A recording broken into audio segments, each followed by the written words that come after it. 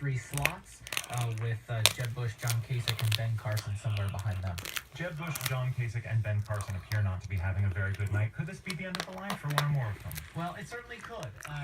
Jeb Bush had hoped after New Hampshire to use some of what he saw as momentum in New Hampshire after a fourth-place finish, that he could move ahead of Marco Rubio. Well, that doesn't appear to be the case if these results hold. And if that's what happens, it's going to be very difficult for him to make the case to donors and otherwise to move on.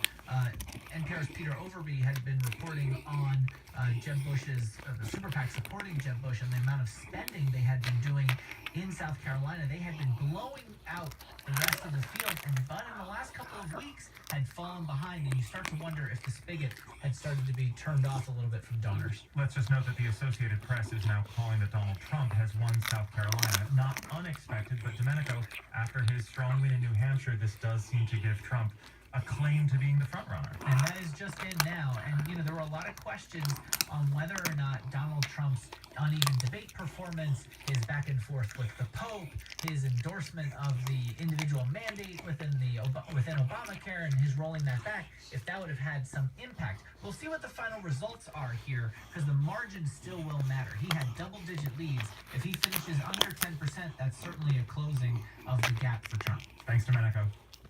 And joining us now is Mark Burns, pastor of Harvest Praise and Worship Center in Easley, South Carolina. He is a Donald Trump supporter. Do I have that right, Pastor Burns? You sure do. I've been blessed to be his servant as well. And you just heard our colleague Domenico Montanaro talking about the fact that he seems to have won. How do you feel?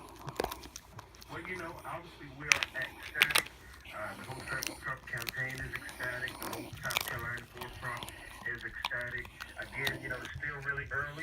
I think right now 1% is still reporting, but we're believing without a question, without a shadow of a doubt, we're going to get the victory today. Do you mind if I point out that you're African American, and some people find that different, a little unusual, and you also mentioned to another news media outlet that as an African American, you've been kind of put on the defensive for being a Donald Trump supporter. True?